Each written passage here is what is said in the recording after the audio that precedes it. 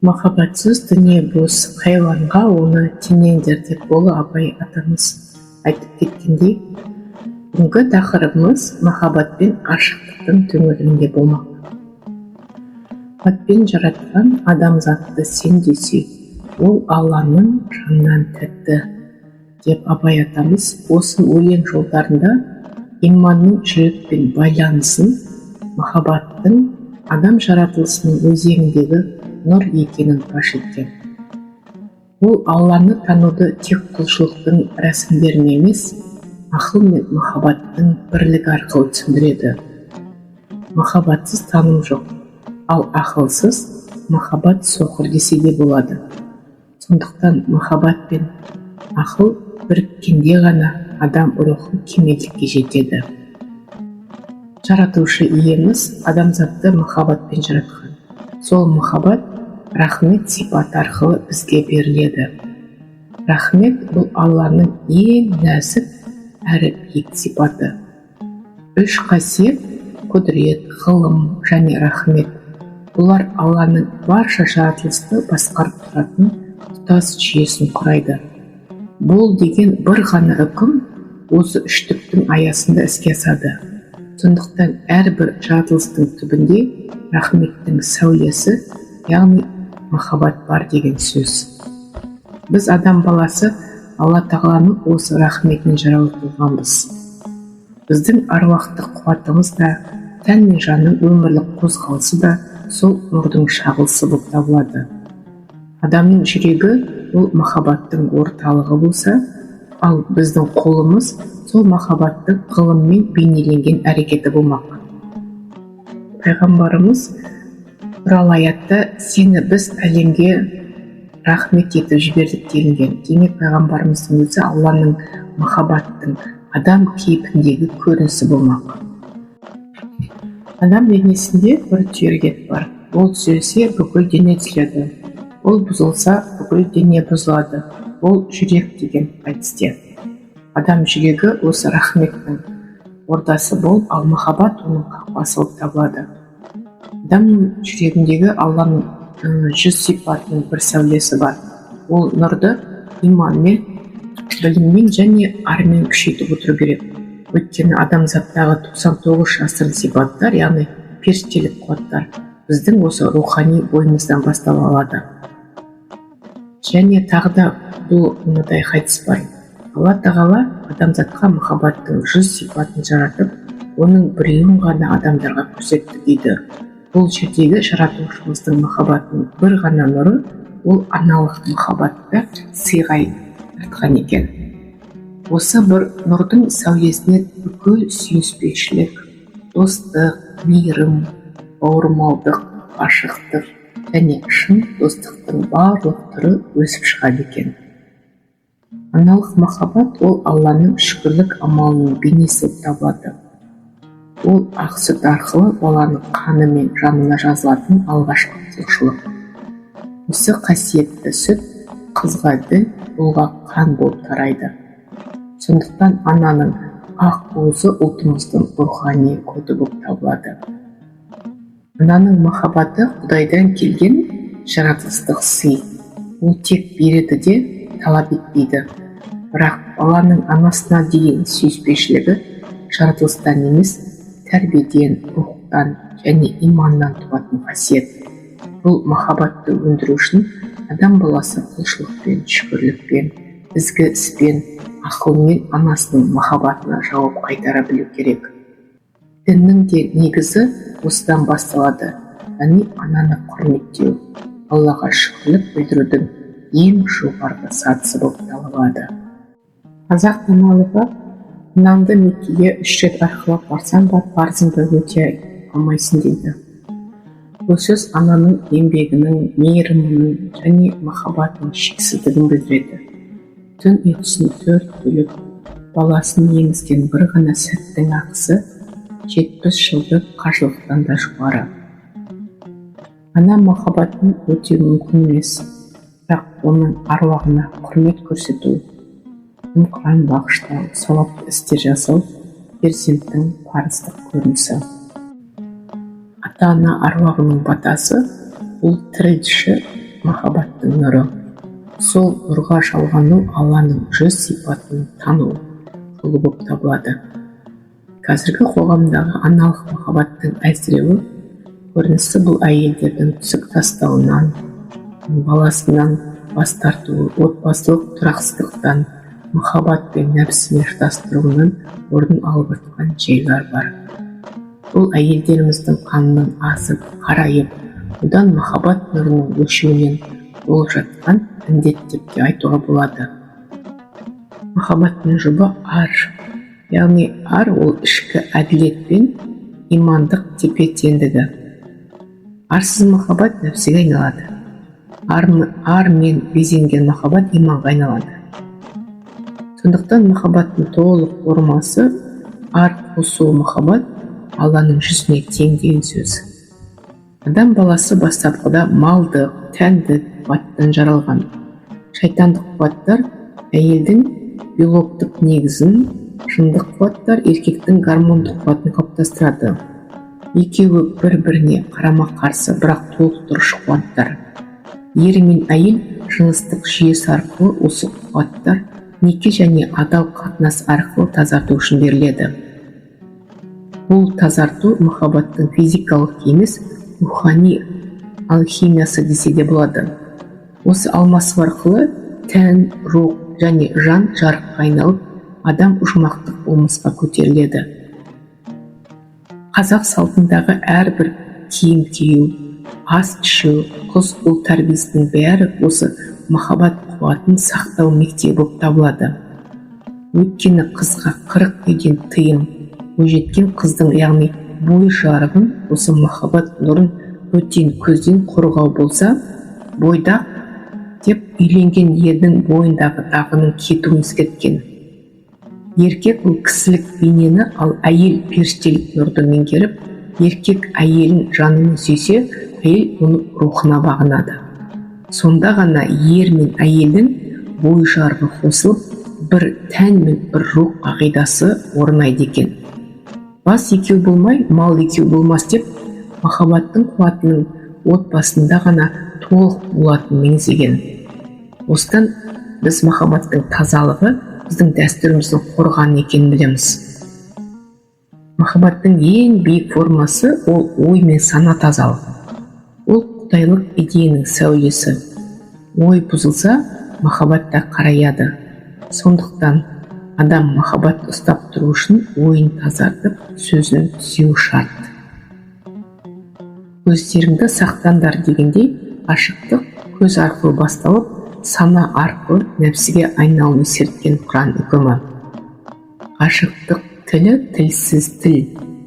Ғашықтық жын мен жүректің бірігу сәті. Жын тазарса, ол ғашықтыққа айналады, ал жын лас болса, ол нәпсіге айналады. Сондықтан ғашықтық тазарған жынның жүрекпен қосылған нұры болып табылады. Құран бұл құбылысты былай сипаттайды. Алла тағала әр ұрғашы жыныстың нені кемітіп, нені арттырғанын біледі. Ол көместі де, көрінеді де білеуші деген. Яғни жын қуаты әйелдің жатыры арқылы өрістейді, сондықтан әйелдің рухани тазалығы ұлттың шындық қуатының айнасы. Мақтан мен өзімшілдік бұл жынның шайтани түрінің жемісі болып табылады. Тек таза жын ғана рухани күшке айналады да, ал шайтандық жын адамды азғындық пен өзімшілдікке жетелейді. Абай атамыздың 209 өлеңінде бұл құбылысты қазақ тұрмысымен бейнелеп түсіндіреді. Қымыз бен жылқының символикасы арқылы жындық бұттың басқарылуын көрсетеді. Қойыңда ақша, ол да қой, күзетке оңай шошынба деп, бұл жерде тақуалық дегеніміз қойдың мінезін меңгеруін көрсеткен. Ал жылқы мінез жынның шабысын, от мінезін бейнелейді. Пайғамбарлардың бәрінің қой баққандығы жын қуатын сабырмен тәрбиелеудің мысалы болып табылады. Абай атамыз айтқандай, махаббатсыз дүние бос, хайуанға оны қосыңдар. Махаббат өмірдің көркі, ал ғашықтық оның өткінші көлеңкесі болып табылады. Ашықтықта ақыл мен сабыр жоқ, ал махаббатта парасат пен жауапкершілік бар. Ашықтық бұл сезім болса, махаббат саналы мейірім болып табылады. Ер адамның шынайы махаббатқа 40-тан асқанда ғана жетеді. Өйткені ақыл толыққан шақта ғана жүрек көзін ашады. Ал әйел болса, жүрегі ерте ашылады. Бірақ оны ақылмен қорғай алмаса, ашықтық отына түседі. Қазақ ғашықтықтарының жырларының шындығы қазақ әдебиетінде Тоғжан мен Абай, Баян мен Қозы, Еңлік пен Кебек, Ләйлі мен Мәжнүн көрінісіне тапқан. Бірақ бұл жырлардың бәрі ғашықтықтың құрбандары. Олардың махаббаттары тіршілік емес, сезім трагедиясына айналған. Негізгі мақсат өмірді ақылмен, Алла заңымен сақтау. Шынайы махаббат ұрпақ әкеліп өмірді жалғастыру. Сондықтан Абай мен Тоғжанның сезімі ғашықтықтың көркем түрі болса, аналық махаббат өмірдің мәні болмақ. Ғашықтықты тірілту ілімі бұл рухани және тұрмыстық тәжірибе. Ғашықтық білетін сезім, бірақ оны тірілту өнер. Сезім суығанда әйелдің нәзіктігі мен ердің ақылы сынаққа түседі. Ғашықтық, құмарлық, асықтық бұл махаббаттың шәкірттері ғана. Олар нәпсілік өрістен басталып, рухани өріске айнала алғанда ғана шынайы махаббатқа айналады. Ғашықтық жалын, махаббат нұр. Жалын күйдірсе, бұл нұр жарық береді. Сондықтан ғашықтықты меңгермеген жан махаббатқа жете алмайды. Ал махаббат нұрлы болмаған жерде иманда бекімейді. Адамдағы сезімдік тартым бұл шындық пен шайтандық қуаттардың қозғалысы болып табылады. Бұл табиғи, бірақ бақылаусыз қалса, нәпсілік отқа айналады. Жандық ғашықтық сөзге, әңгіме, рухани үндестікке ғашық болу деген сөз. Мұхтар атамыздың Абай жолындағы Абайдың Тоғжанға ғашық болуы да дәл осылай бейнеленген. Сөздің, үннің, рухтың ләззатына ғашықтық. Міне, жан ғашықтығы рухтың тазалығының көрінісі. Ал тәндік ғашықтық бұл тек нәпсі сынағы болып қалмақ. Шәкәрім атамыздың махаббат пен құмарлық атты өлеңі адам сезімнің екі түрлі табиғатын дәл бейнелеген. Ол былай дейді: жанда жын, құмарда жын, мастықта жын, өлеңде жын, қояма ойды жеңбей. Бұл жолдар адамдағы жын қуатының табиғатын әшкерлейді. Жын сезім мен ойдың арасындағы нәзік өріс. Ол тазаланбаса, адамды құмарлықтың тұңғиығына жетелейді. Тазаланса, сезімді рухани нұрға айналдырады. Шәкәрім ата ескерткендей, адам нәпсіге берілген сайын жалған ғашықтық күшейіп, ақыл мен жүрек байланысы әлсірейді. Сол сәттен бастап адам өз рухының емес, жынының еркіне бағынады. Бұл махаббаттың рухани өшуі, яғни сезімнің иллюзияға айналуы болып табылады. Қазіргі қоғамдағы махаббат деп аталатын сезімдердің көбі шын мәнінде жын қуатының әрекеті, яғни нәпсілік ғашықтың формасы ретінде қаралады. Жын қуаты гормондық, химиялық және сезімді қозу табиғи тетігі. Ол көз, ой және қан арқылы жұмыс істейді. Егер осы үш орталық көру, ойлау және қан бұзылса, махаббаттың бағыты жарықтан түнекке бұрылады.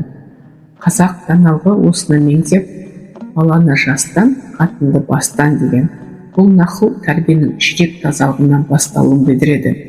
Себебі ақыл мен ардың, сезім мен сабырдың тепе-теңдігі махаббаттың нұрлы өрісін қалыптастырады. Жалған ғашықтың табиғаты жындық тәуелділік. Ондай адамдар сезімін оймен емес, нәпсімен басқарады. Олар көрмесе тұра алмайды, бірақ бірге болса рухани тыныштық таппайды. Бұл шынайы емес, энергиялық байланыс, яғни рухсыз тартым. Мұндай қатынастар нұр емес, көлеңке туғызады. Олардың түбінде рухани сөнім. Себебі бұндай жұптар махаббаттың жемісін емес, тек нәпсінің дәмін татады. Шынайы махаббат бұл тәннің сабыры, рухтың тазалығы және жанның мейірімі біріккен сәті. Адам рухы тазармайынша махаббат жылу да толық болмайды. Жұбайлардың арасындағы көзге көрінбейтін салқындық тәннің емес, рухтың суынан басталады. Киім мен әдептің, ар-ұяттың, орамал мен етектің бәрі сыртқы нышан ғана емес, рухтың ішкі тәртібін бейнелейтін өріс. Әйелдің басы жабылса, үйге нұр кіреді дейді. Әйелдің басы ашылса, шайтан сол үйге кірер есік табады дейді. Бүгінгі ғалымдар мен дәрігерлердің көпшілігі рухани физиологияны білмейді. Әйелдің шашынан тарайтын теріс иіс ердің рухымен араласқанда тұтас үйдің энергетикалық өрісін бұзады. Сондықтан қазақ әйелінің бас киімі жай ғана мата емес, бұл рухтың сүлгісі, ұлттың қорғаны болып табылады. Қыз баланың шалбар киюі балтырдағы сүт бездерінің бұзылуына, еркектің генінің көбеюіне, сүттің ашуына келеді. Осыдан әйел денесіне қоңыр май жиналып, оның энергетикасы аю мінезіне ауысады. Мұндай әйелден туған ұрпақтың да рухы ауыр болады. Ата-бабаларымыздың шежіресінде бір кезеңде тайпалық жұрт белсіздік пен рухани өлімге тап болған. Әйелдер жалаңбас, ерлер дәрменсіз, ұрпақ азайған. Сонда әулиелер мен бақсылар жиналып, Алла арқан керіп, халықты тазартып, әйел басын жабу рәсімін қайта енгізген. Содан бері қазақ үшін әйелдің орамалы жер мен көктің арасындағы рухани шарт. Қазығұрттың төбесіне бұлт келсе, әйелдер басын қымтап жабуы сол көнеден қалған қасиетті дәстүр болып табылады.